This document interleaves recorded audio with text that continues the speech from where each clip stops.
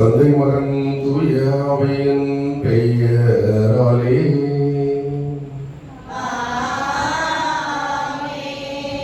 ஆண்டவராகிய இயேசு கிறிஸ்துவின் அருளும் கடவுளின் அன்பும் தூய ஆவியானவரின் நட்புறவும் உங்கள் அனைவரோடும் இருப்பதாக.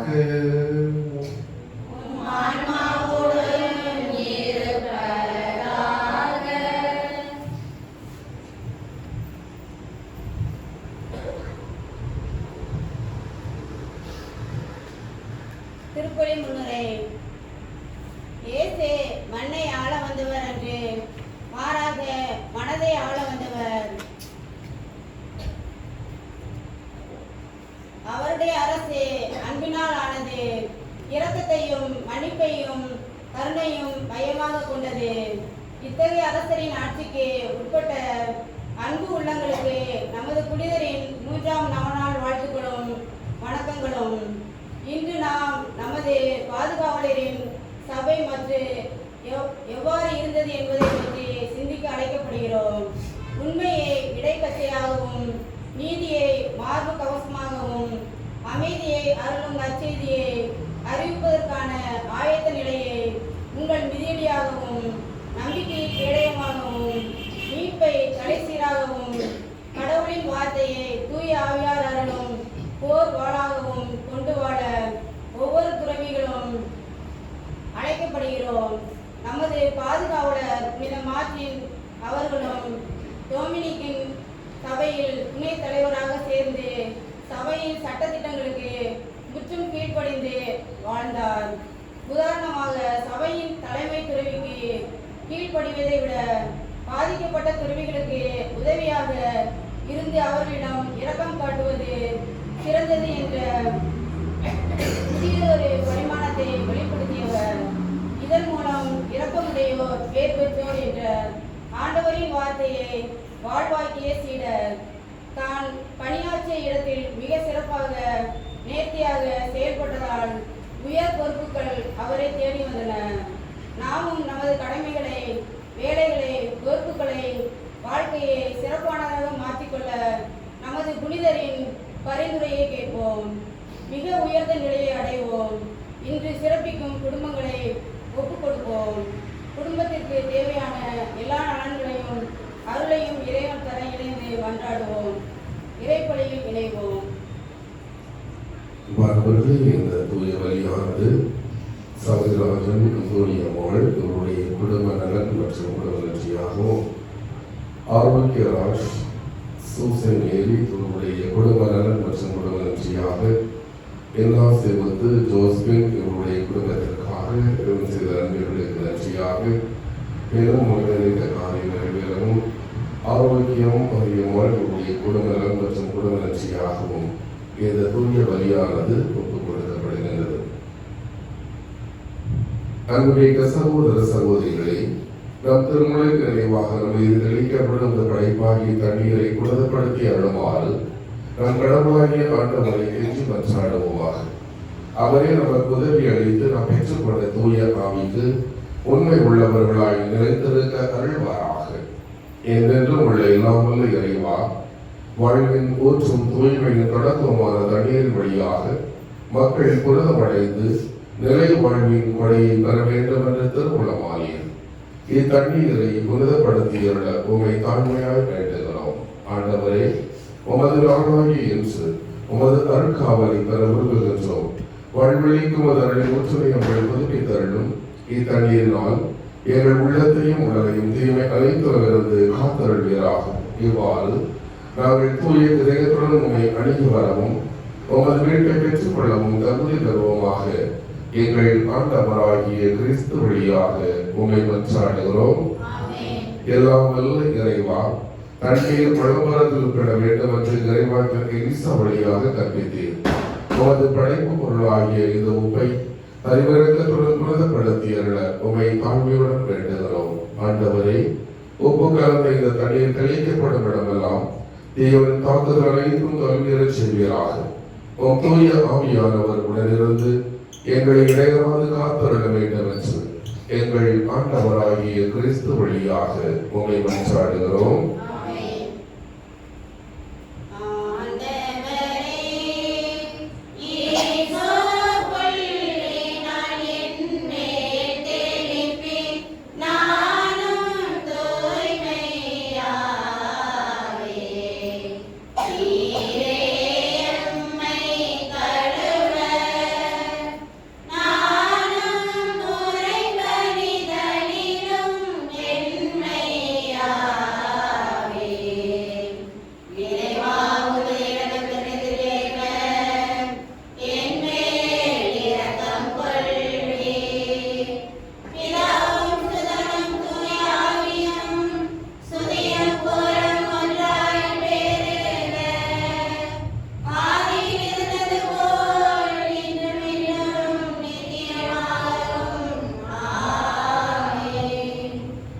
இல்லாமல் இறைவன் பாவங்களில் நம்மை தூய்மைப்படுத்துவாராக.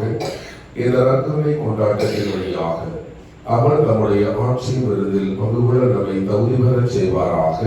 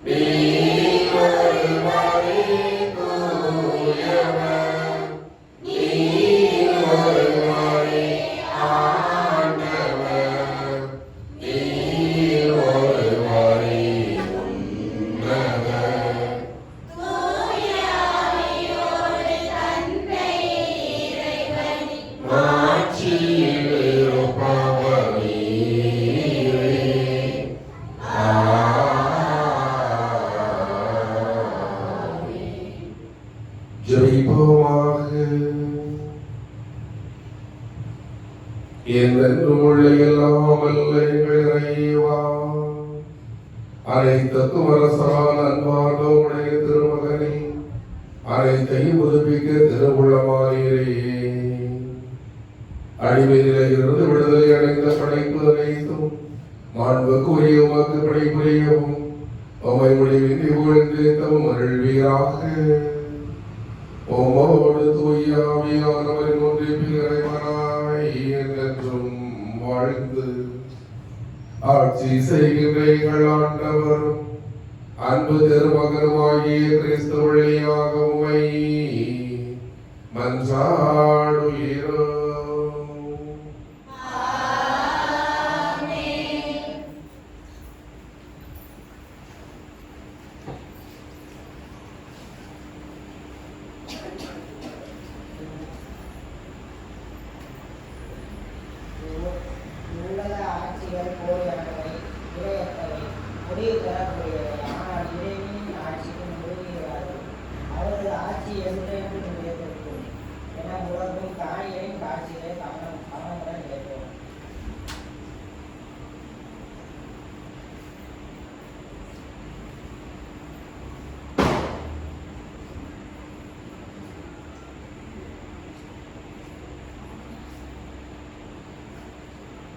முதல் வாசகம். மனித மகனின் ஆட்சி உரிமை என்றும் உள்ளதாகும். இறைவனின் தானியேல் நூலிலிருந்து வாசகம். 7ஆம் அதிகாரம் 13 முதல் 16. அந்நாட்களில் இறைவன் நான் கண்ட காட்சியானது, வானத்தில் மேகங்களின் மீது மனிதர் மகனைப் போன்ற ஒருவர் தோன்றினார். இதோ தொன்மை வாய்ந்தவர், அருகில் அவர் வந்தார். அவர் திருமுன் கொண்டு வரப்பட்டார். ஆட்சியுரிமை மாட்சியும் அரசும் அவருக்கு கொடுக்கப்பட்டன. எல்லா இனத்தாரும் நாட்டினரும் மொழியினரும் அவரை வழிபட வேண்டும். அவரது ஆட்சியுரிமை என்றென்றைக்கும் உள்ளதாகும். அதற்கு முடிவே இராது. அவரது அரசு அழிந்தே போகாது. இது ஆண்டவர் வளரும் அறிவார்கள். பக்கம் 40.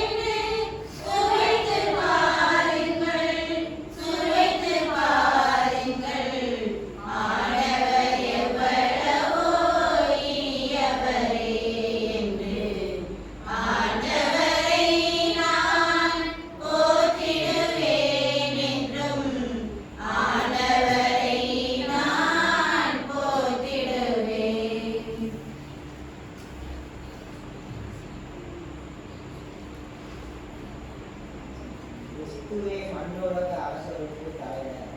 இறையாசி இவர்களும் கிறிஸ்துவின் மீது பற்றை கொண்டவர்களாக வாழ நம்மை ஏற்படுத்தியுள்ளார். எனவே நம் ஆண்டவரின் 2ஆம் வருகைக்காக விழிப்பாய் இருக்கவும் பெருமக்களுடன் வாழவும் இவ்வாசகம் அனைவரும் கவனமுடன் கேட்போம்.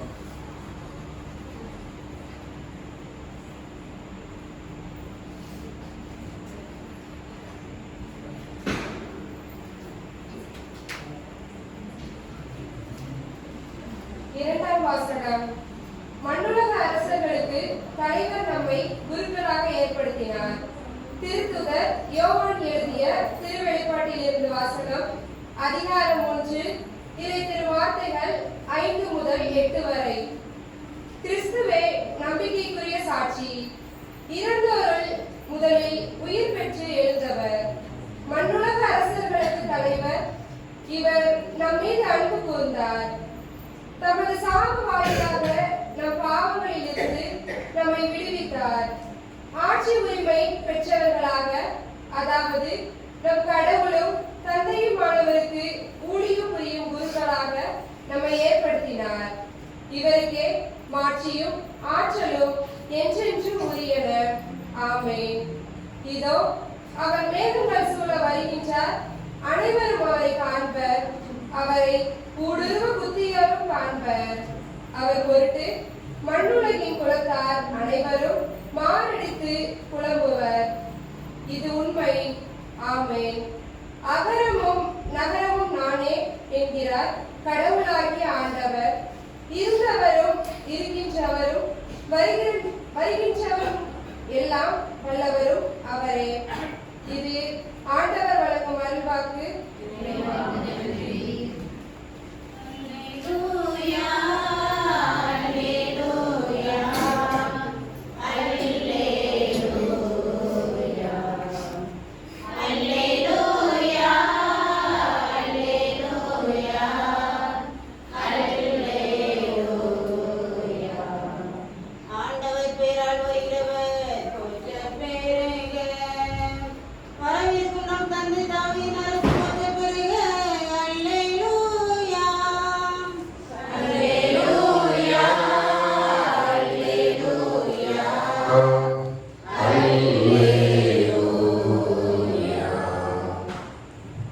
ஆண்டவர் உங்களோடு இருப்பாராக.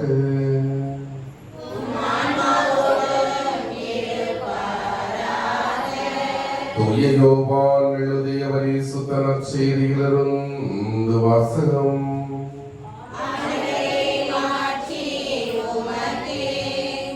அதிகாரம் 18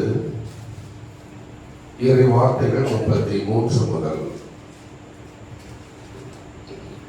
பிலாத்து மீண்டும் ஆளுநர் மாளிகைக்குள் சென்று இயேசுவை கூப்பிட்டு அவரிடம், நீ யூதரின் அரசனா என்று கேட்டான். இயேசு மறுமொழியாக, நீராக இதை கேட்கிறீரா அல்லது மற்றவர்கள் என்னை பற்றி உங்களிடம் சொன்னதை வைத்து கேட்கிறீரா என்று கேட்டார். அதற்கு பிலாத்து, நான் ஒரு யூதனா என்ன? உன் இனத்தவரும் தலைமை குருக்களும் தானே உன்னை என்னிடம் ஒப்புவித்தார்கள்.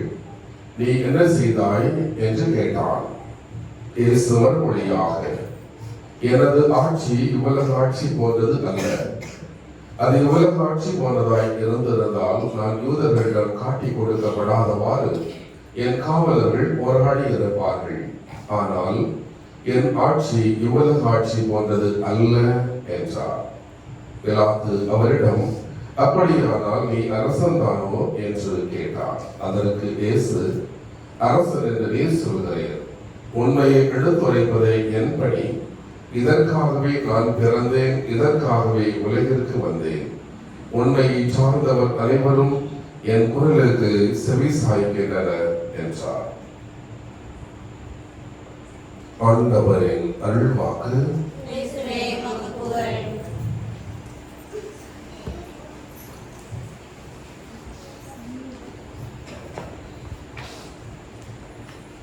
இயேசுவின் பிரியமான சகோதர சகோதரிகளே,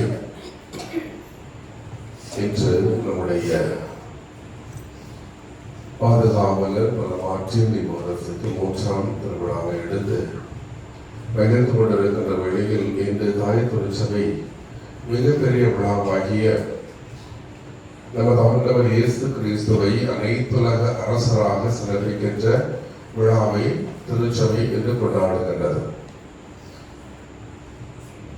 இந்த ஆண்டவர் இயேசு அனைத்துலக அரசர் என்ற ஒரு நிலை 1925ஆம் ஆண்டுதான் நம்முடைய திருத்தந்தையாக இருந்த 11ஆம் பத்திநாதர் என்ற ஒரு வழக்கத்தை, அதாவது 1925 தான் கிறிஸ்து உலகத்தின் அரசர் என்ற ஒரு கொண்டாட்டத்தை, பெருவிழாவை தாய் திருச்சபை கொண்டாட வேண்டும் என்று நினைத்தார்.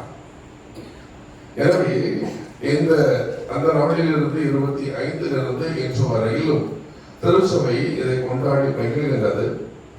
இந்த கொண்டாட்டத்திற்கு மிக முக்கியமான அடிப்படையில் 3 காரணங்கள் சொல்லப்படுகிறது. எதற்காக இயேசு கிறிஸ்துவை அரசராக நாம் ஏற்றுக்கொள்ள வேண்டும் என்று 3 காரணங்கள் நமக்கு சொல்லப்படுகிறது. ஒன்று, இயேசு கிறிஸ்து தான் இந்த உலகத்தை படைத்தவர். கடவுள் இந்த உலகத்தை படைத்தார். தந்தை, மகன், தூய ஆவி மூவரும் ஒவ்வொரு கடவுளாக இருந்து இந்த உலகத்தை படைத்தார்கள். எனவே படைத்த கடவுளை அரசராக ஏற்றுக்கொள்வதில் என்ன பிரச்சனை இருக்கிறது என்று கேட்கின்ற பொழுது, நிச்சயமாக இந்த படைப்பனைத்தையும் தனது கட்டுக்குள் வைத்திருக்கின்ற அந்த இறைவனால் அரசராக ஏன் இருக்க முடியாது என்ற கேள்வியும் எழும்புகின்றது. எனவே இயேசுதான் இந்த உலகத்தின் அரசர், அதாவது படைத்தவர் என்பது, இந்த உலகத்தை படைத்து எல்லா நிலைகளிலும் உருவாக்கியவர் என்பதற்கு விவிலியத்தில் ஏராளமான ஆதாரங்கள் நமக்கு இருக்கிறது.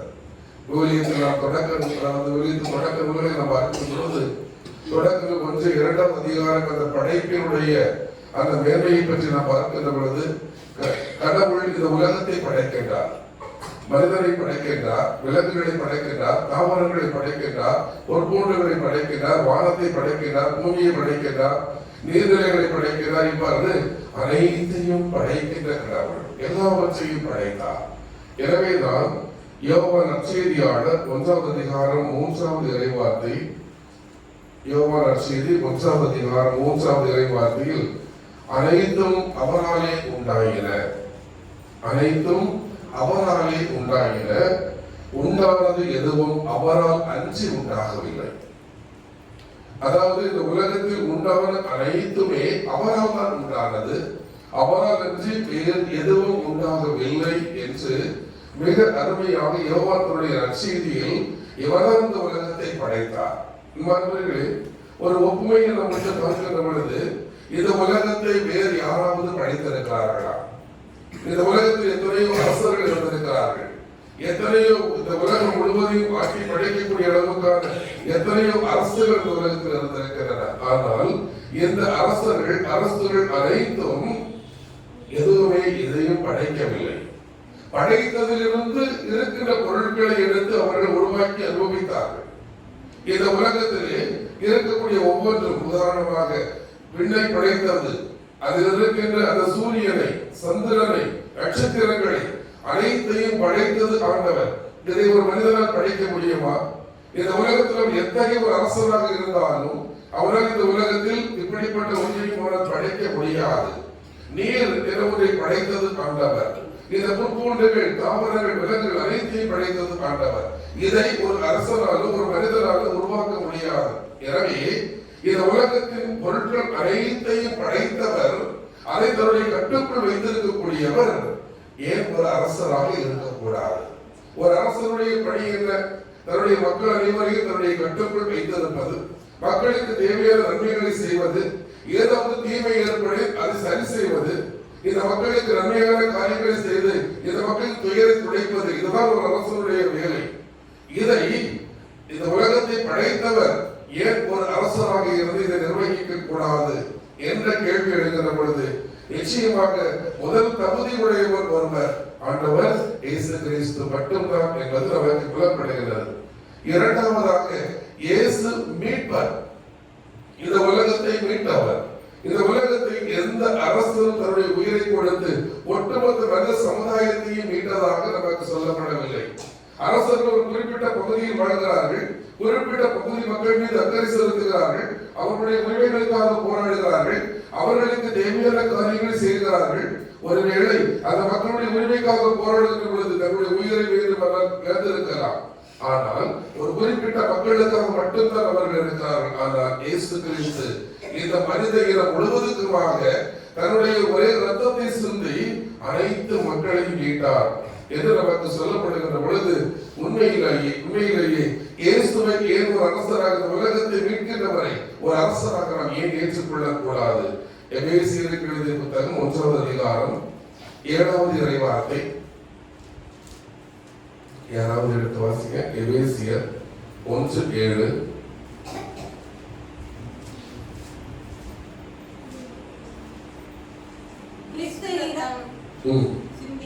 ரத்தம் சிந்தி தம் அருள் பலத்திற்கு ஏற்ப நமக்கு மீட்பு அளித்துள்ளார். இம்மீட்பால் குற்றங்களிலிருந்து நாம் விடுதலை. எனவே இயேசு தன்னுடைய ரத்தத்தால் இந்த உலக மக்கள் அனைவருக்கும் மீட்பை கொடுத்திருக்கிறார். நம் குற்றங்கள் அனைத்திலிருந்து ஒரு விடுதலை கொடுத்திருக்கிறார். எனவே ஒரு மனிதன், இந்த உலகத்தில் பிறந்த ஒரு மனிதன் இந்த உலக மக்கள் அனைவருக்காக தன்னுடைய ரத்தம் சிந்தி அவர்கள் பாவங்களை போக்கி அவர்கள் குற்றங்கள் அனைத்திலிருந்து விடுதலை கொடுக்கிறார் என்றால் அவர் இயேசுவாகத்தான் இருக்க முடியும். வேறு எந்த அரசராகவும் இருக்க முடியாது. எனவே இயேசுவை அரசனாக ஏற்றுக்கொள்வதில் எந்த பிரச்சனையும் இல்லை என்று நமக்கு சொல்லப்படுகிறது. மூன்றாவதாக இயேசு இந்த திருச்சபையின் தலைவராக இருக்கிறார். எபேசியருக்கு எழுதிய திருமுகம் 5ஆம் அதிகாரம் 23ஆம் இறைவார்த்தை 5:23. கிறிஸ்து திருச்சபைக்கு தலையாக இருப்பது போல கணவர் மனைவிக்கு தலையாக இருக்கிறார். கிறிஸ்துவே திருச்சபையாகிய உலகின் தலைவர். எனவே இந்த கிறிஸ்து இந்த உலகத்தின் தலைவராக, இந்த திருச்சபையின் தலைவராக இருக்கிறார். எனவே அவர்களே, இந்த உலகம் முழுவதையும் படைத்த இயேசுவை, இந்த உலகம் முழுவதையும் மீட்ட இயேசுவை, இந்த திருச்சபையின் தலைவராக இருக்கிற இயேசுவை நாம் அனைவரும் கட்டாயமாக நம்முடைய தலைவராக, அரசராக ஏற்றுக்கொள்ள வேண்டும் என்று இன்று இந்த இறை வார்த்தையின் மூலமாக நமக்கு பல்வேறு நிலைகளில் புறப்படுகின்றது. எனவே என்பவர்களே, இயேசுவை நம்முடைய தலைவராக, அரசராக ஏற்றுக்கொள்வோம். நிச்சயமாக இறைவனுடைய வல்லமையும் ஆசீர்வாதமும் நம் மீது, நம்முடைய குடும்பங்கள் மீது இருக்கும். இன்று தொடர்ந்து நம்முடைய புனிதரை பற்றி ஒரு சில நிமிடங்கள் நாம் சிந்திக்க அழைக்கப்படுகிறோம். இன்று நமக்கு கொடுக்கப்பட்டிருக்கிற தலைப்பு என்ன? புனிதருடைய சபை பற்று. சபையில் அவர் வைத்திருந்த அந்த பற்று. அவர்களே, சபை அப்படின்னா என்ன? சபை அப்படின்னா என்ன? கூட்டம். இப்ப நம்ம நம்முடைய திருச்சபையில நம்ம சொல்றோம் இயேசு சபை, சலேசி சபை, கப்புச்சின் சபை, பலோட்டின் சபை, இப்படி நிறைய சபைகள் இருக்கிறது. இதுல உங்களுக்கு ஏதாவது குழப்பம் இருக்கிறதா? ஏன் இத்தனை சபைகள்? சபைன்னு சொன்னோடனே நமக்கு என்ன செய்யணும்? இவங்க நம்மோடு இல்லையா? இந்த சபைனா என்ன? இறை மக்களின் கூட்டம். பொதுவாக நான் சொல்றது இந்த துறவர சபைகள், சபை, அடைக்கல அன்னை சபை, பிரசன்டேஷன், அதாவது ஜெபமாலை பிரசன்டேஷன் என்றது அது அடைக்கல அன்னை தான். காணிக்கை அன்னை, அடைக்கல அன்னை, காணிக்கை அன்னை சபை. அதன் பிறகு இப்படி நிறைய சபைகள் இருக்கிறது. இந்த சபை அப்படின்னா என்ன? எதற்காக இந்த சபைகள் பல நிலையில் இருக்கிறார்? மரபர்களே, இந்த சபை அப்படிங்கிறது ஒன்றுமே இல்லை. அதாவது ஒரு இந்த உலகத்தில் வாழ்ந்த ஒரு குருவானவரோ அல்லது திருத்தந்தையோ அல்லது ஆன்மீகத்தில் சிறந்து விளங்குகிற ஒருவர் ஒரு குறிப்பிட்ட ஆன்மீக நிலையை தேர்ந்தெடுத்து அவர் என்ன செய்கிறார் என்றால், அந்த ஆன்மீகத்தில் வளர்வதற்காக ஒரு குழுவை உருவாக்குகிறார். அதாவது உதாரணத்துக்கு சொல்லக்கூடிய இயேசு சபை, அவங்க என்ன பணி செய்யறாங்க? இயேசு சபை கல்வி பணி, சிறிய கல்வி பணி செய்கிறார்கள். அதே போல இந்த கப்புச்சின் சபையினர் அல்லது ரெடாக்டரிஸ்ட் அப்படின்னு சொல்லக்கூடிய ஒரு சபையினர் அப்படின்னா தொடக்க காலங்களில் அழகாக போதிக்கக்கூடியவர்கள், தியானம் கொடுக்கக்கூடியவர்கள். அவர்களை தியானத்திற்கு ஸ்பெஷலா 10 நாள் 5 நாள் என்று தியானத்திற்கு கூப்பிடுவார்கள். டொமினிக்கன் சபை அப்படின்னா என்ன? நம்முடைய புனிதர் இருந்த சபை. டொமினிக்கன் சபை அப்படின்னா என்ன? அதாவது ஜெபமாலை அன்னை பக்தியை வளர்க்கின்ற ஒரு சபை. அதாவது உள்ளே இருந்து வெளியே வரமாட்டாங்க. உள்ளே இருந்து அங்கே 24 மணி நேரமும் நற்கருணை ஆராதனை, ஜெபமாலை என்று இந்த ஆன்மீகத்தில் அவர்கள் வளர்வதற்கான ஒரு நிலை. சரி, இப்ப நாங்க என்ன சபை? அதாவது இப்படி பங்குகளில் மறை மாவட்ட குருக்கள். நாங்க எந்த சபையும் கிடையாது. ஒரு சிலவரை இயேசு சபை அப்படின்னு சொல்லுவாங்க. இல்லை, மறை மாவட்ட குருக்கள் எங்களுடைய பணி பங்கு பணி. அப்போ இந்த சபைகள் எல்லாம் எப்படி உருவாக்கப்பட்டது அப்படின்னா ஒவ்வொரு பணியின் அடிப்படையில், ஒவ்வொரு ஆன்மீகத்தின் அடிப்படையில் உருவாக்கப்பட்டது. ஒரு ஆன்மீகத்தை உருவாக்குவதற்கு ஒரு சில பேர் இனாசியார் கல்வி பணியின் மூலமாக மக்களுக்கு ஞானத்தை கொடுக்க முடியும் என்று நம்பியவராக அந்த கல்வி பணியை ஊக்குவித்தார். எனவே இயேசு சபையினர் என்ன செய்கிறார்கள்? இந்த கல்வி பணியை செய்கிறார்கள். இதே போல அன்பர்களே, உலகத்தில் பல சபைகள் இருக்கிறார். பலவிதமான சபைகள் ஒவ்வொருவரும் ஒவ்வொரு ஆன்மீகத்தை மையப்படுத்தி அந்த ஆன்மீகத்தின் அடிப்படையில் பணியை செய்வதற்காக உருவாக்கப்பட்ட நிலை. இப்ப நம்முடைய புனிதர் டொமினிக்கன் சபையில சேர்ந்தார். டொமினிக்கன் சபையில் சேரும் என்ற பொழுது எதற்காக இந்த சபையில் சேர்ந்தார் அப்படிங்கிறதுக்கு ஒரு கேள்வி இருக்கிறார்.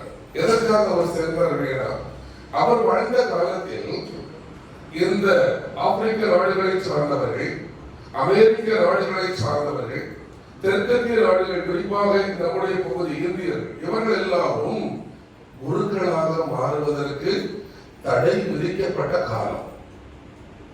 அதாவது மேற்கத்திய நாடுகள், ஐரோப்பிய நாடுகள் மட்டும்தான் அந்த தங்களுடைய ஆளுகையை கையில் வைத்துக் கொண்டு மற்றவர்கள் கருப்பினத்தவர்கள் அல்லது கருப்பினம், அதாவது பிளாக், நம்ம பிளாக் பிரவுன் இந்த வகையை சார்ந்தவர்கள், இந்த அதாவது வெள்ளையை தவிர மற்ற நிறத்தை சார்ந்தவர்கள் குருக்களாக மாறக்கூடாது, விடக்கூடாது என்பதில் மிக தீர்மானமாக இருந்த அந்த நேரம். எனவே இவரால் அந்த டொமினிக்கன் சபைக்குள் சேர முடியவில்லை.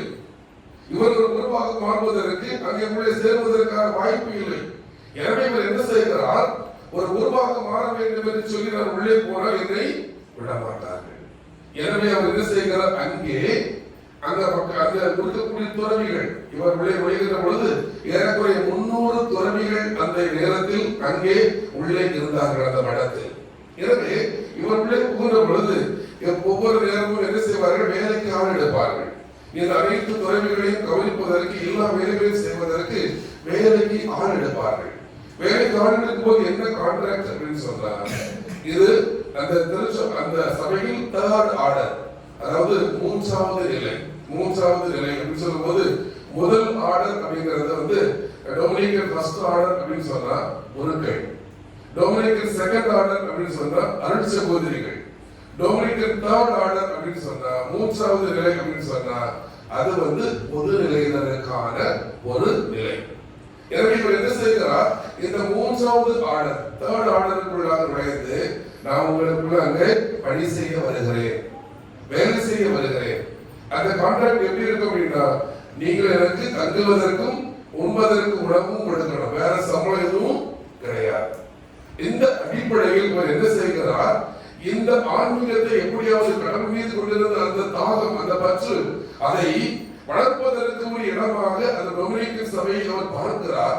பார்த்த பிறகு அவர் என்ன செய்கிறார், நான் குருவாக உள்ளே சொல்ல முடியாது, ஒரு பணியாளராக உள்ளே செல்கிறேன் என்று சொல்லி அவர் என்ன செய்கிறார், ஒரு பணியாளராக உள்ளே செல்கிறார். எனவே இந்த சபைக்குள் சேர்வதற்கு இந்த நோக்கம் குருவாக என்னை ஒருபோதும் சேர்த்துக் கொள்ள மாட்டார்கள் என்ற அடிப்படையில் வேலைக்காரனாக உள்ளே நுழைகிறார். வேலைக்காரனாக உள்ளே நுழைகின்ற பொழுது அவர்களே, அவர் அந்த இடத்தை ஒரு வேலைக்காரனை போல அந்த இடத்தில் அவர் இருக்கவில்லை, அதை அன்பு செய்தார். ஏனென்றால் உள்ளார்ந்த இடத்தில் அவருடைய உள்ளார்ந்த விதத்தில் அவருக்கு இந்த சபையில் சேர்ந்தால் என் ஆண்டவரோடு இணைவதற்கு, ஜெபிப்பதற்கு, ஜெபமாலையை ஜெபிப்பதற்கு எனக்கு தக்க நேரங்கள் கிடைக்கும், ஏராளமான வசதி வாய்ப்புகள் கிடைக்கும். இதை பயன்படுத்தி நான் என்ன செய்ய முடியும், ஆண்டவரோடு இணைந்து இருக்க முடியும் என்று சொல்லி அவர் என்ன செய்கிறார், அந்த சபையில் ஒரு லே ஆர்டர் என்று சொல்வார்கள், பொது நிலையினர், பொது நிலையினருக்கான அந்த நிலையில் அவர் உள்ளே சேர்கிறார். அவர்களே, சேருகிற பொழுது அவருக்கு கொடுக்கப்பட்ட இன்னொரு அன்பான ஒரு பரிசு என்ன அப்படின்னு சொன்னார், அந்த டொமினிக்கன்ஸ் போடக்கூடிய அங்கியை இவர்கள் பயன்படுத்திக் கொள்ளலாம். அங்கி போடுவாங்க, ஆனா குருவாக மாற முடியாது, ஒரு சகோதரராக கூட மாற முடியாது. இந்த நிலையில் அவர் உள்ளே போகின்ற பொழுது அவர் அந்த சபையை அதிகமாக நேசித்தார்.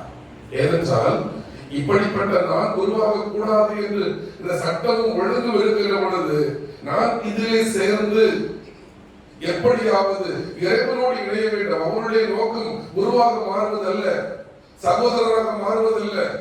நான் ஆண்டவரோடு இணைவதற்கு எனக்கு ஒரு இடம் வேண்டும், ஒரு வாய்ப்பு வேண்டும். அந்த வாய்ப்பை அவர் என்ன செய்கிறார், ஒரு வேலைக்காரராக உள்ளே நுழைந்து அங்கே அதை செய்கிறார். மாணவர்களே, அந்த நேரத்தில் தான் நம்ம ஒவ்வொரு நாள் ஒவ்வொரு தலைப்பு பார்க்கிற பொழுது அந்த நோயாளிகள் அந்த தலைப்பு நமக்கு வரும். இதுல என்ன அப்படின்னா, அவர் உள்ளே நுழைந்ததும் அவருக்கு இன்ஃபர்மேரியன் அப்படின்னா நோயாளிகளை கவனிக்கின்ற அந்த பொறுப்பு ஒப்படைக்கப்படுகிறது. எங்களுக்கு குருமண சூழல் எப்படி இருக்கும் அப்படின்னா, உள்ள நாங்க நினைச்சோம் அப்படின்னா முதல் வருஷத்துல எந்த பொறுப்பும் தரமாட்டாங்க. இரண்டாம் ஆண்டு இருக்கிறவர்கள், முதலாம் ஆண்டு நாங்கள் உள்ள நுழைகிறோம், ஏற்கனவே இருக்கிறவர்களுக்கு எப்படின்னா பீடில் அப்படின்னு சொல்லுவாங்க. பீடில் அப்படின்னு சொன்னா தலைவர், சரியா? அதாவது ஒவ்வொரு இதுக்கு லீடர் ஒரு ஆள் போடுவாங்கல்ல, ஒவ்வொரு குழுவுக்கும் அந்த லீடர் என்று ஒரு ஆள் இருக்கும். அதன் பிறகு ஃபுட் டிபார்ட்மெண்ட் அப்படின்னு சொல்லி ஃபுட்டை கவனிக்கிறதுக்கு ஒரு ஆளை போடுவாங்க. அதன் பிறகு அந்த மெடிசின் உடல்நிலை கவனிப்பதற்காக இன்ஃபர்மேரியன் அப்படின்னு சொல்லி ஒரு ஆளை போடுவாங்க. அதன் பிறகு டிஎம்டபிள்யூ அப்படின்னா டிபார்ட்மெண்ட் ஆஃப் மேனுவல் ஒர்க், அதாவது அந்த இடங்கள் இவருடைய வளாகம் முழுவதும் வேலைக்காரங்க யாரும் இருக்க மாட்டாங்க. எங்களுடைய பயிற்சி காலத்தின் போது காலையிலேயே ஒவ்வொருவருக்கும் ஒவ்வொரு வேலை ஒதுக்கப்பட்டிருக்கும்.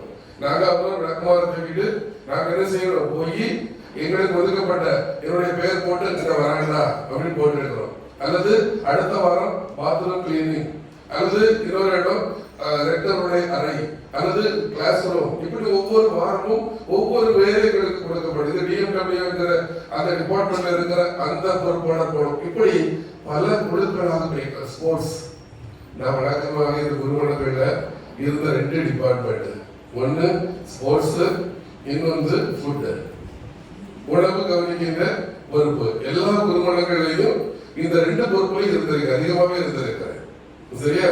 அதுக்கு டிஎம்டபிள்யூ ஒரு முறை இருந்திருக்கிறேன். ஆனா உணவு கவனிக்கின்றது, அதன் பிறகு இந்த ஸ்போர்ட்ஸ் அப்பதான் வந்து அந்த டைம்ல வந்து இவ்வளவு உடம்பு வயிறெல்லாம் கிடையாது, ஒல்லியா அதனால நல்ல விளையாட்டு. அதனால வந்து என்ன இருக்கும், அந்த ஸ்போர்ட்ஸ்ல இருந்து அதிகமாக இப்படி ஒவ்வொரு குழுவாக இருக்கும்.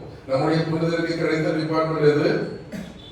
நோயாளிகளை கவனிக்கின்ற பொறுப்பு. இதுவே மாணவர்களே, அவருடைய இந்த சபை பற்று அப்படி பார்க்கிற பொழுது ஒரே ஒரு நிகழ்வு தான். ஏற்கனவே நான் கடந்த ஆண்டு உங்களுக்கு சொன்ன அந்த நிகழ்வு தான். அதாவது இந்த டொமினிக்கன் ஆடல்ல ஏறக்குறைய ஏராளமான குரு மாணவர்கள் உள்ளே வருகிறார்கள். அந்த டைம்ல 300க்கு மேல் இருக்கிறார்கள். மிகப்பெரிய ஒரு வறட்சி ஏற்பட்ட நேரம். நன்கொடை கொடுக்கக்கூடியவர்கள் நன்கொடை கொடுக்க தவறுகின்ற வேலை. இந்த சபையானது இந்த பெருடம் வந்த துறவிகளை கவனிக்க முடியாத ஒரு சூழல் ஏற்படுகின்ற பொழுது, அங்கே ஒரு பொருளாதார சிக்கல் ஏற்படுகின்ற பொழுது, இந்த நம்முடைய புனிதர் ரொம்ப சர்க்காஸ்டிக், அதாவது நக்கலா, ஆனா உள்ளார்ந்த அன்போடு அவர் சொன்னார். வெளியில பார்க்கின்ற பொழுது ரொம்ப நக்கலா தெரியும். நான் ஒரு கருப்பை, இந்த கருப்பனை வித்து இந்த சபைய நீங்க மீட்டுக்கோங்க அப்படின்னு சிரிப்போட சொன்னார். ஆனால் அவர் உண்மையாகவே என்ன சொன்னார், நான் ஒரு கருப்பன் அப்படின்னா என்னை அடிமையாக வாங்குவதற்கு ஆட்கள் இருக்கிறார்கள். என்னை அடிமையாக நீங்கள் விற்று உங்கள் சபையினுடைய கடனை தீர்த்துக் கொள்ளுங்கள் என்று அந்த சபைக்கு எந்த இழுக்கும் எந்த களங்கமும் வந்துவிடக் கூடாது என்பதற்காக என்ன செய்கிறார், என்னை அடிமையாக நீங்கள் விற்று உங்கள் கடனை நீங்கள் அடையுங்கள். ஒருபோதும் அன்னையின் பக்தியை பரப்புகிற நற்கருணை பக்தியை பரப்புகிற இந்த சபைக்கு ஒருபோதும் இழுக்கும் கழகம் ஏற்பட்டு விடக்கூடாது, அதற்கு நான் ஒருபோதும் காரணமாக இருந்து விடக்கூடாது என்று சொல்லி என்ன செய்கிறார், அந்த வார்த்தையை அவர் சொல்கிறார். முலாத்தோ லட்சிய வார்த்தை, முலாத்தோ அப்படிங்கிற வார்த்தை, நான் ஒரு கருப்பு அடிமை என்று சொல்லி என்னை விற்று விடுங்கள் என்கிறார். எனவே மாணவர்களே, நம்முடைய புனிதர் எந்த இடத்துக்கு இருந்தாலும் அதை நேசித்தவராக இருக்கிறார். அந்த சபையில் சேர்ந்து ஒரு குருமானவராக வேண்டும் என்ற எண்ணம் இல்லை, ஆனால் ஆண்டவரோடு இணைய வேண்டும் என்ற எண்ணம். இதுதான் அவருக்கு உறுதுணையாக இருந்தது. எனவே மாணவர்களே, நம்முடைய புனிதர் இன்று நமக்கு காட்டுகின்ற ஒரு அருமையான வழி, இந்த சபையில் சேர்ந்து குருவானவராக வேண்டும் என்ற எண்ணம் எனக்கு இல்லை, ஆனால் இந்த சபையின் மூலமாக என் ஆண்டவருக்கு எனக்கு உள்ள உறவை வலுப்படுத்த வேண்டும், அதை பலப்படுத்த வேண்டும். அதுதான் எனக்கு முக்கியம். குருவாக மாறி சந்தோஷமாக மகிழ்ச்சியாக சுத்தி திரிய வேண்டும் என்பதல்ல, ஆனால் நான் இந்த சபையில் இருந்து என் ஆண்டவரோடு உறவை ஏற்படுத்த வேண்டும் என்ற அந்த உயரிய லட்சியத்தோடு இருந்தார். அதை அவர் சாதித்தார். எனவே இந்த நாளில் நமக்கு கற்றுக் கொடுக்கின்ற பாடம், இந்த வழிபாடுகள், இந்த ஆன்மீகம் அனைத்தும் நான் ஏதோ வந்தேன் போனேன் என்பதற்காக அல்ல, ஆண்டவரோடு நம்மை ஐக்கியப்படுத்துவதற்கான ஒன்று.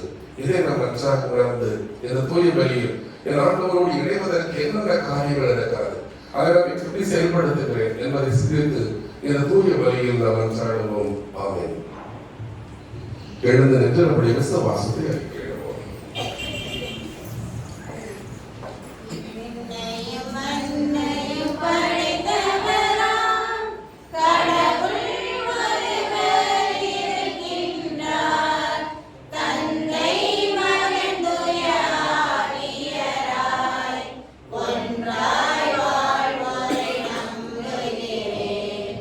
தூய ஆவியின் வல்லமையால் இறைமகன் நமக்காய் மனிதரானார்.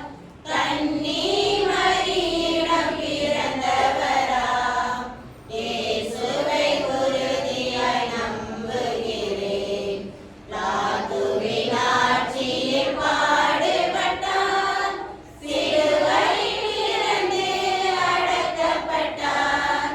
மூன்றாம் நாளில் உயிர்த்தெழுந்தார். இறப்பின் மீது வெற்றி கொண்டார். விண்ணகம் வாழும் தந்தையிடம் அரியணை கொண்டு இருக்கின்றார். உலகம் முடியும் காலத்திலே நடுவரை திரும்பவும் வந்திடுவார். தூய ஆவியாரை நம்புகிறேன். பாரினில் அவர் துணை வேண்டுகிறேன். பாவ மன்னிப்பில் தூய்மை பெற்று பரிகார வாழ்வில் நிலைத்திடுவேன். திரு அவை உரைப்பதை நம்புகிறேன். புனிதர்கள் உறவை நம்புகிறேன். உடலின் உயிர்ப்பை நிலை வாழ்வை உறுதியுடனே நம்புகிறேன். ஆமென். அன்பானவர்களின் நம்பிக்கையோடு நம்முடைய தேவைகளை ஆண்டவருடைய பாதத்தில் எடுத்து வைத்து மன்றாடுவோம்.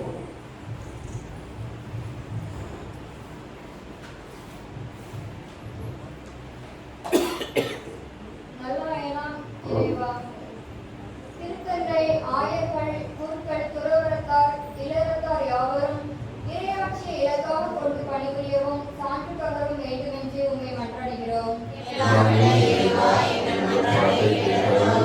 கிறிஸ்து அரசே என் இறைவா, உலகை ஆளும் தலைவர்கள் யாவரும் உண்மையுடனும் நேர்மையுடனும் மக்களுக்கு பணியாற்றவும் மண்ணையும் மக்களையும் இயற்கையையும் வளப்படுத்தவும் அதனால் உண்மை மாற்றுப்படுத்தவும் அருள் தர வேண்டும் என்று உண்மை மன்றாடுகிறோம்.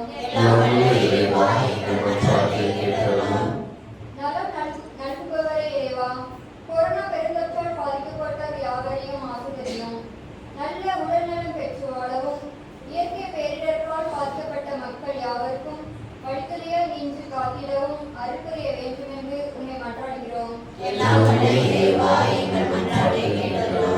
வழிகாட்டுபவரே இறைவா, என் மக்கள் யாவரும் கிறிஸ்து அரசரின் குரலுக்கு செவி கொடுத்து கீழ்ப்படிந்து வாழவும் அந்நியங்களில் மக்கள் இறையாட்சியை தங்கள் சிந்தனை, சொல், செயல் முன்மாதிரியால் கட்டி எழுப்பிடவும் சான்று பகிர்ந்திட வேண்டும் என்று உண்மை மன்றாடுகிறோம். மனமாற்றம் நல்குபவரே இறைவா, குடும்பத்தில் அமைதியை குலைக்கும் போதை மற்றும் தீய பழக்கங்களுக்கு அடிமையாக உள்ள ஒவ்வொருவரையும் தொட்டு குணப்படுத்தும். அடிமைத்தனமாகிய இவற்றிலிருந்து விடுபடவும் குடும்பத்தின் நலன் உணர்ந்து உழைக்கவும் குடும்பத்திற்கு ஏற்ற தலைவர்களாக மாறவும் மாற்றத்தை ஏற்றுக்கொள்ளும் மனப்பக்குவத்தை தந்தருள உம்மை மன்றாடுகிறோம். இன்னும் நம்முடைய தனிப்பட்ட தேவைகளுக்காக மௌனமாக மன்றாடுவோம்.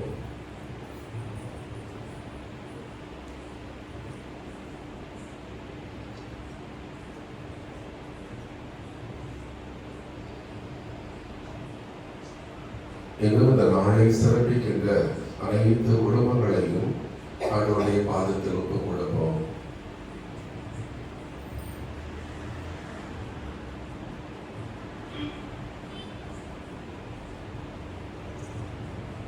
இவற்றையெல்லாம் எங்கள் ஆண்டவராகிய கிறிஸ்து வழியாக உம்மை மன்றாடுகிறோம். ஆமென்.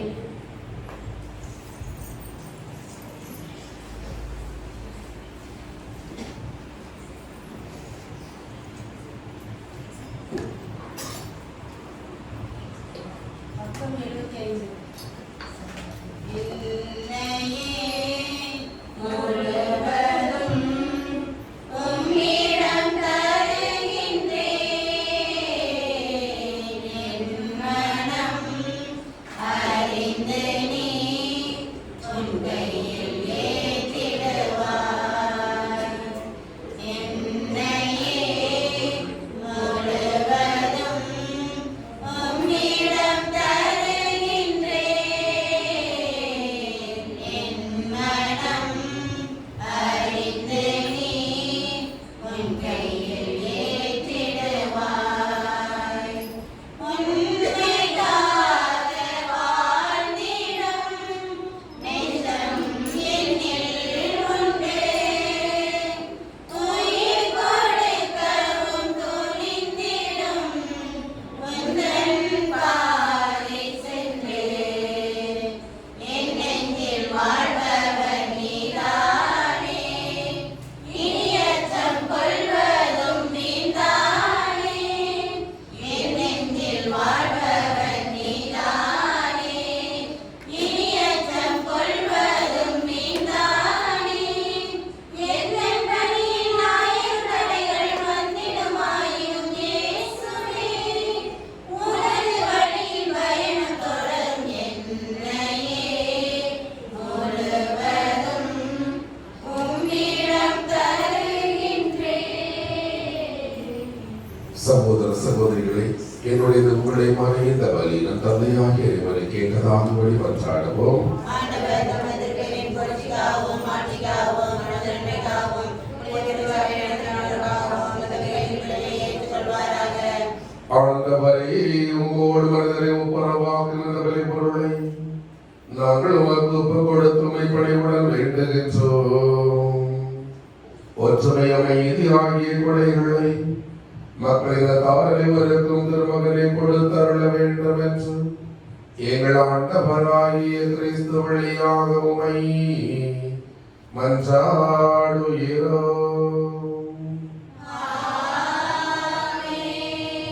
ஆண்டவர் உங்களோடு இருப்பாராக.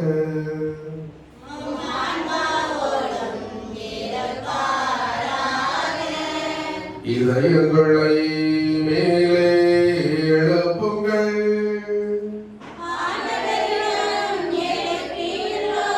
நம் இறைவனாகிய ஆண்டவருக்கு நன்றி கூறுவோம்.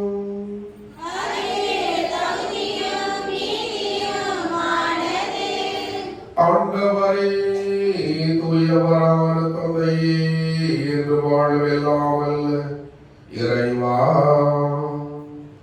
ஏனாலும் இவ்விடத்தில் நாங்கள் உமக்கு நன்றி செலுத்துவது மெய்யாகவே தகுதியும் நீதியுமாகும். எங்கள் கடமையும் மீட்புக்குரிய செயலுமாகும். இருமுறை ஒரே பேரான திருமகனை எங்கள் ஆண்டவர் இயேசு கிறிஸ்துவை என்றென்றும் குருவாகவும் அனைத்து அரசராகவும் அக்களிப்பின் இல்லத்தாளர்கள் பொழிவு செய்ய திருவுள்ளமானி இவ்வாறு அமைதியை வழங்கும் மாசற்ற பரிபொருளாக சிலுவை பீடத்தில் தம்மையே ஒப்புக் கொடுத்த மனிதனுக்கு கீழ்ப்படிக்கு மரணடையாளங்களை வெளிப்படுத்தினார். படைப்புகள் அனைத்தையும் நமது ஆட்சிக்கு உட்படுத்தி நிலையான அனைத்துலக ஆட்சியை அளவில்லா மாண்புடைய உமக்கு கையளித்து அது உண்மை வாழ்வும் ஓங்கும் அரசாகும் என்பதை நிரூபித்தருளினார். புனிதமும் அருளும் நிறைந்த ஆட்சி, அன்பும் அமைதி நிலவும் ஆட்சி என்பதையும் எண்பித்து காட்டினார்.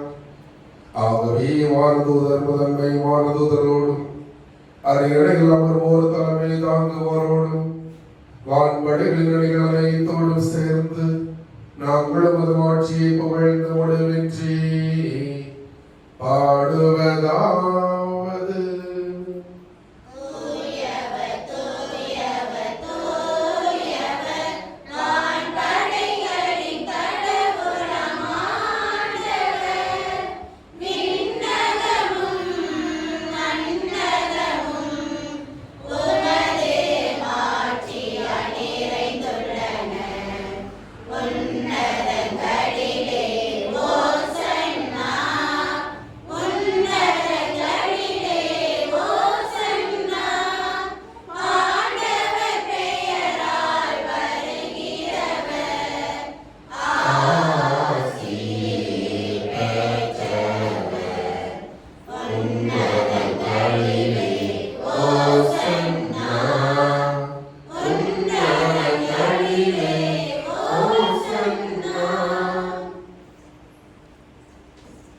ஆண்டவரே, நீர் மெய்யாகவே தூயவர், தூய்மை அனைத்திற்கும் ஊற்று. ஆகவே உம்முடைய தூய ஆவியை பொழிந்து இக்காணிக்கைகளை தூய்மைப்படுத்த உண்மை வேண்டுகிறோம். இவ்வாறு எங்கள் ஆண்டவர் இயேசு கிறிஸ்துவின் உடலும் இரத்தமும் ஆகியவை எங்களுக்கு மாறுவனவாக அவர் பாடுபட உணம் கனிந்து தம்மை கையளித்த போது அப்பத்தை எடுத்து நன்றி செலுத்தி அதை பெற்று தம் சீடர்களாகி உங்கள் அனைவருக்கும் அழித்து அவர் கூறியதாவது: அனைவரும் இதிலிருந்து பெற்று உண்ணுங்கள், ஏனெனில் இது உங்களுக்காக கையளிக்கப்படும் என் உடல்.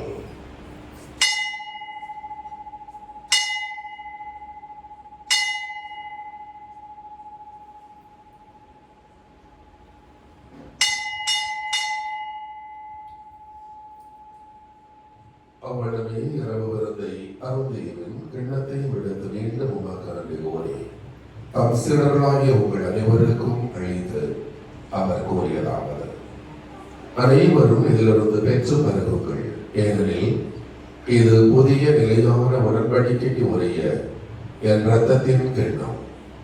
இது பாவ மன்னிப்புக்கு என்று உங்களுக்காகவும் பலருக்காகவும் சிந்தப்படும். இதை என் நினைவாக செய்யுங்கள்.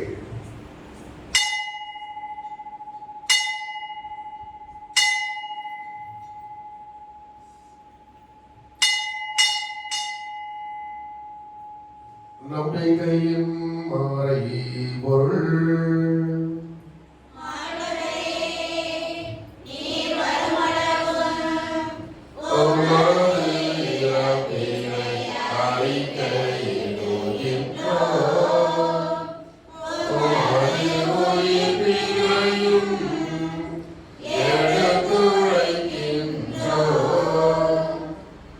ஆகவே ஆண்டவரே, நாங்கள் கிறிஸ்துவின் இறப்பினையும் உயிர்ப்பினையும் நினைவு கூர்ந்து வாழ்வு தரும் அப்பத்தையும் மீட்பளிக்கும் கிண்ணத்தையும் உமக்கு ஒப்புக் கொடுக்கின்றோம். உம் திருமண நமக்கு ஒளிய புரிய தகுந்தவர்கள் என எங்களை ஏற்றுக்கொண்டீர். எனவே நாங்கள் உமக்கு நன்றி செலுத்துகின்றோம். மேலும் கிறிஸ்துவின் உடலிலும் இரத்தத்திலும் பங்கு கொள்ளும் எங்களை தூய ஆவியானவர் ஒன்று சேர்க்க வேண்டும் என உமை தாழ்மையுடன் மன்றாடுகிறோம்.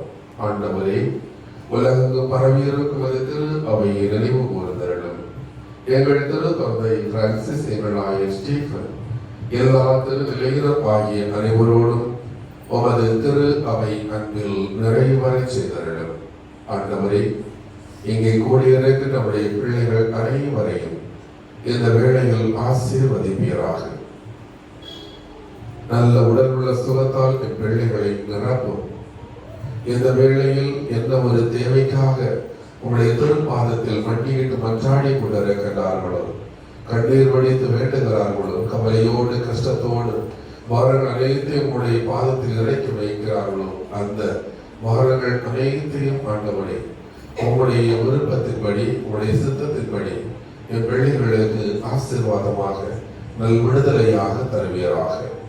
இன்னும் உள்ளத்திலே ஆண்டவரே பல்வேறு விதமான போராட்டங்கள், கவலைகள், கஷ்டங்கள், கடன் சுமைகள், நோய்கள் என்று புலமை தவிக்கின்ற பிள்ளைகளுக்கு ஆறுதலை தாரும். நல்ல வேலை வாய்ப்பை கொடுத்து பிள்ளைகளை ஆசீர்வதியும். இன்னும் ஆண்டவரே, குழந்தை பாக்கியத்தால் எங்கள் குடும்பங்களை நிரப்பும். திருமண பந்தத்தால் எங்கள் குடும்பத்தை ஆசீர்வதியும். குறிப்பாக குடி பழக்கத்திலிருந்து என் பிள்ளைகள் ஒவ்வொருவரையும் மாற்றும்படியாக, அந்த பழக்கத்தை விட்டு அவர் வெளியேறும்படியாக உடைய கரத்தில் ஒப்புக் கொடுக்கிறோம். ஆண்டவரே, இந்த நாட்களில் மேற்கொள்ளக்கூடிய பயணங்கள் அனைத்தையும் ஆசீர்வதித்தருளும்.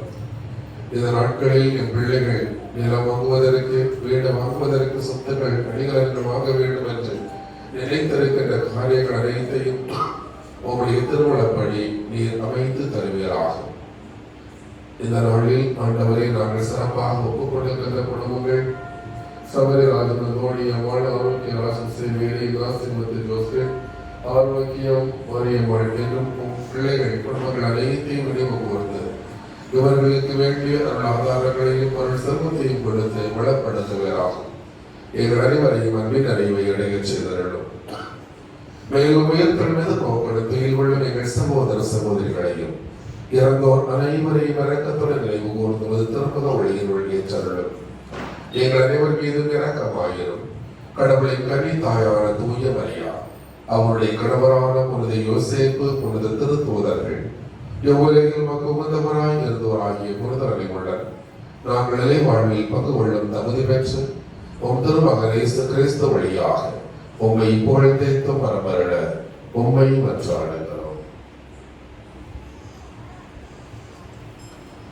இவர் வழியாக இவரோடு இவரை எல்லாம் வல்ல இறைவனாகிய தந்தையே, தூயாமையானவரின் ஒன்றைப்பில் எல்லா புகழும் மாட்சியும் என்றென்று உமக்கு உரியதே.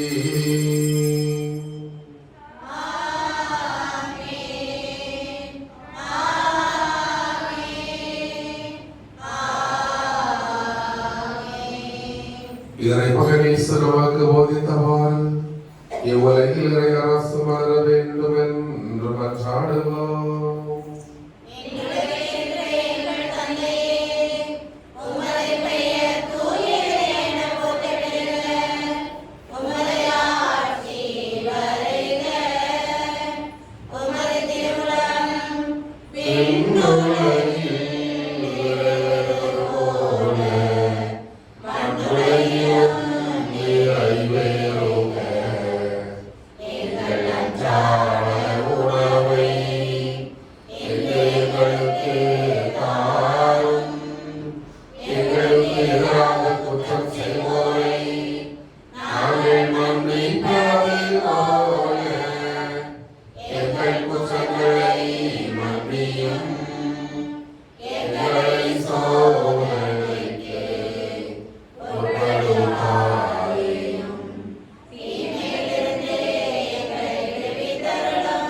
ஆண்டவரே, தீமைகள் அனைத்திலுமிருந்து எங்களையும் எங்கள் குடும்பங்களையும் விடுவித்து எங்கள் வாழ்நாளில் சமாதானத்தை கருவுடன் உம்மை மன்றாடுகின்றோம். அதிக இரக்கத்தின் உதவியால் நாங்கள் பாவத்தில் இருந்து எப்போது விடுதலை பெற்று யாதொரு கலக்கமுமின்றி நலமாயிருப்போமாக. நாங்கள் எதிர்நோக்கி இருக்கும் பேரின்பத்திற்காகவும் எம்மிப்பராகிய இயேசு கிறிஸ்துவனுடைய வருகைக்காகவும் காத்திருக்கின்றோம்.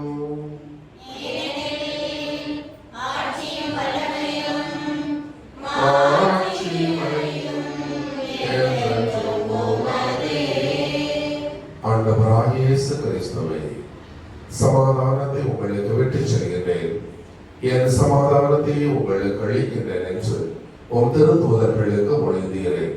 எங்கள் பாவங்களை பாராமல் உமது திரு அவையின் நம்பிக்கையை மட்டுமே கண்ணோக்கி உமது திருவுள்ளத்திற்கு ஏற்ப இங்கிருக்கின்ற எங்கள் அனைவருக்கும் சமாதானத்தையும் அமைதியையும் ஒற்றுமையும் அளித்தருள்வீராக. என்றென்று வாழ்ந்து ஆட்சி செய்கின்றவர் நீரே.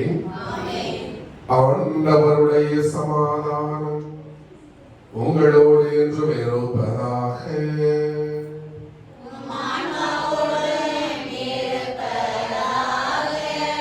ஒருவருக்கு ஒருவர் சமாதானத்தை அறிவித்துக் கொள்வோம்.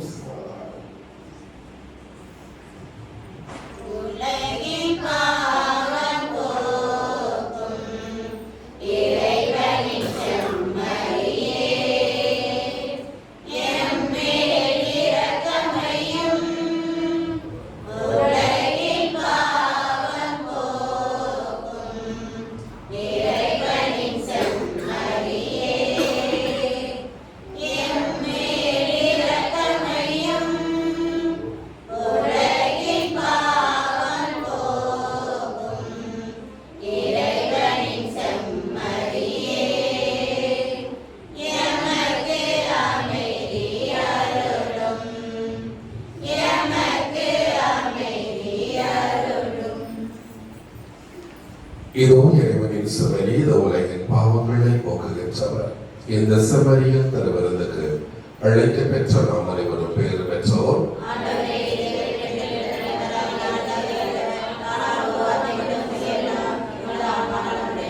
கிறிஸ்துவின் திருமுடல் திறந்தம் தலை காத்து வாழ்வு கழிப்பதாக.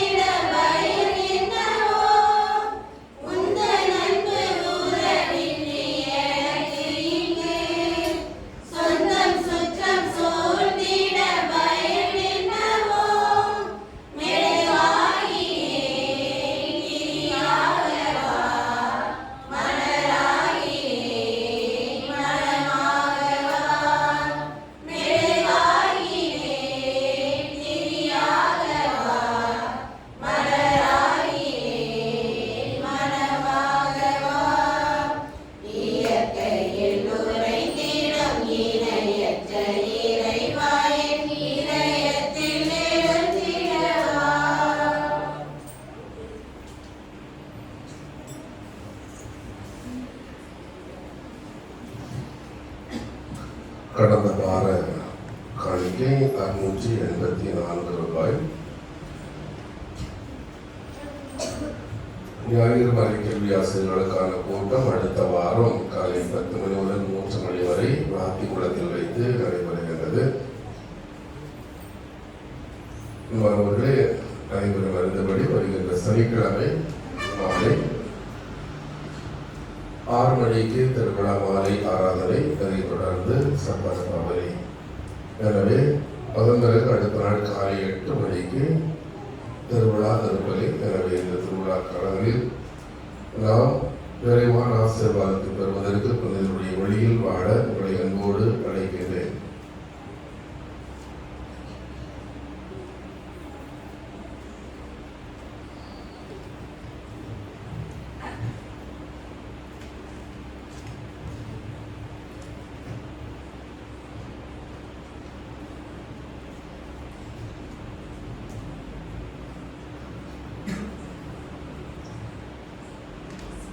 கடந்த நேற்று தினத்திற்கான பதில்கள். முதல் கேள்வி,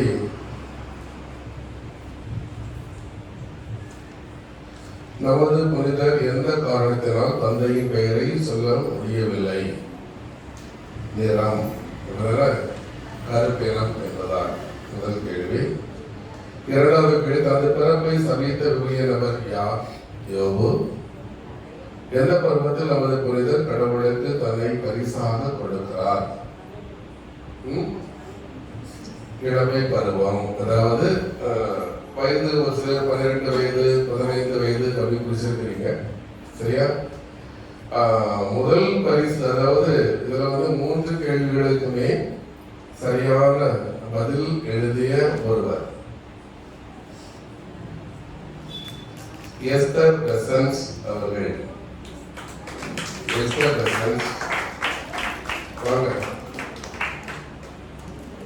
இரண்டாவது கேள்விக்கு 4 பேர் 4 பேர் பதில் எழுதியிருந்தாங்க. அதுல அவங்களுக்கு நாம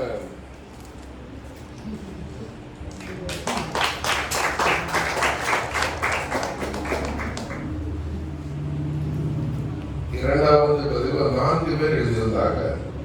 யாரெல்லாம் அது? சரி, அதாவது ஓரளவுக்கு சரிதான், ஆனா சரியான பதில் 12 வயது 15 வயது அப்படி எழுதியிருந்தாங்க. அதுல 4 பேர்ல குறிக்கல் முறையில ஒரு ஆளை தேர்ந்தெடுத்த போது ஜே சகாயம்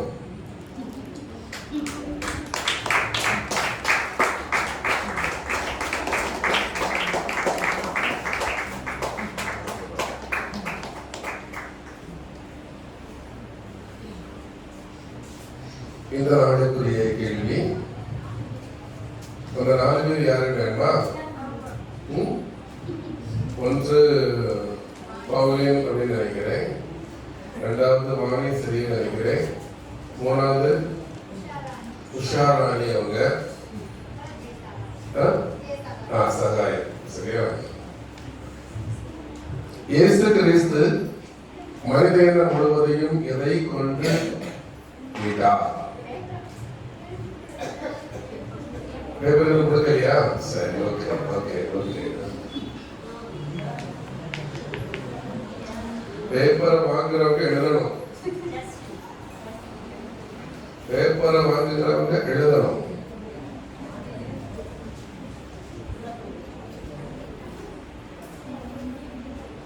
சரி, சொல்லாமா?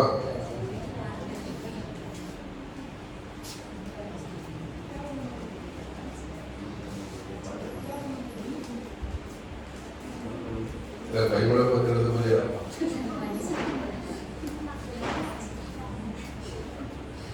சரி, முதல் கேள்வி. இயேசு கிறிஸ்து மனித இனம் முழுவதையும் எதை கொண்டு மீட்டார்?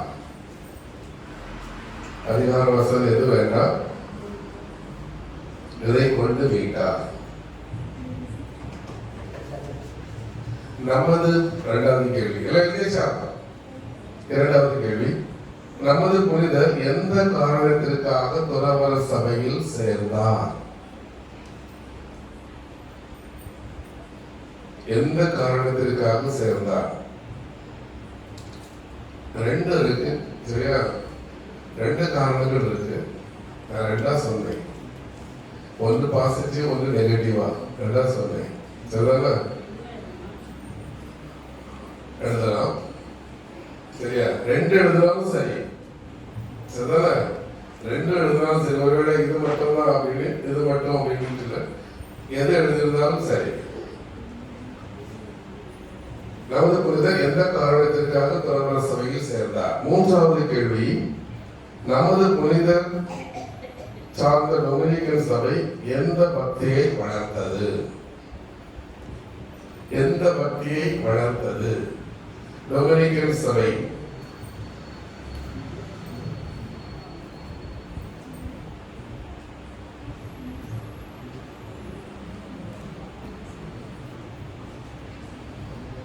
Okay, ton.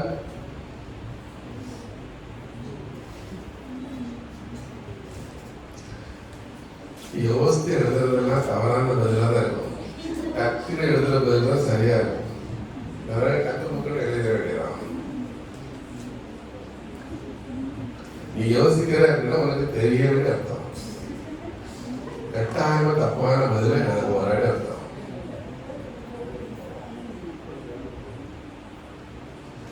அன்னைக்கு ஒருத்தங்க அந்த 6:33 பதிலா மத்திய ரசீது 18வது அதிகாரம் 23வது எல்லாத்தையும் போடுறோம். நான் என்னதான் திருப்பி எடுத்து பார்ப்போன்னு வாசித்தேன். ஐயோ உனக்கு கேடு.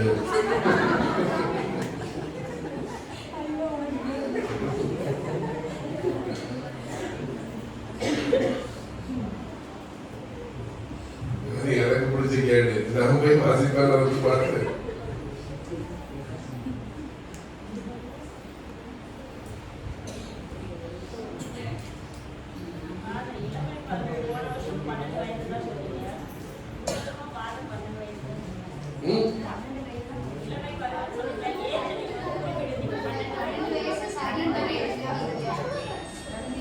இளமை பருவம்ங்கிறது 10 வயசா இருக்கலாம், 11 வயசா இருக்கலாம், 12 வயசா இருக்கலாம், 13 வயசா இருக்கலாம், 14 வயசா இருக்கலாம், 15 வயசா இருக்கலாம். ஸோ இளமை பருவம் அப்படிங்கிறது நான் பார்த்துட்டு கேட்டேன், 12 வயது எப்படி வந்தது, 13 வயது எப்படி, அவர் 12 சேர்ந்தாருன்னு சொன்னேன், அதனால அதை எழுதியிருப்பாங்க.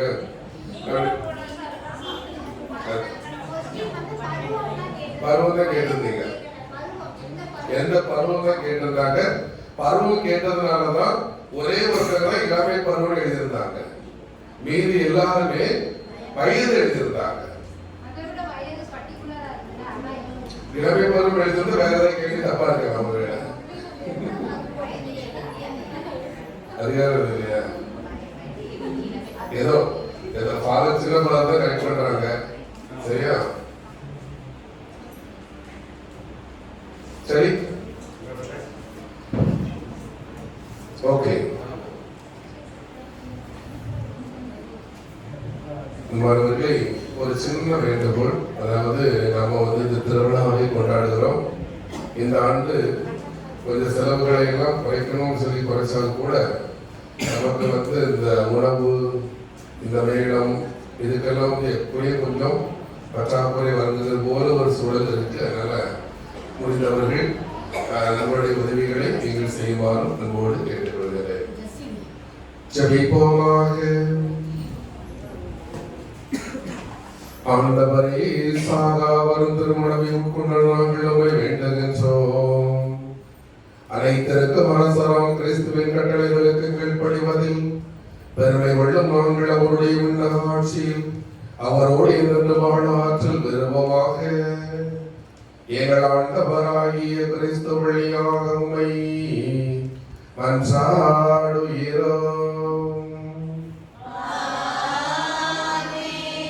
ஆண்டவர் உங்களோடு இருப்பாராக.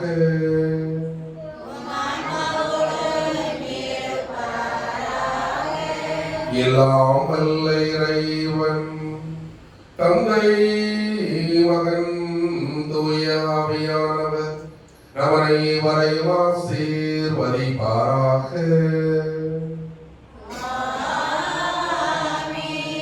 இயேசுவின் ஆசிரை பெற்ற மக்களாய் சென்று வருவோம்.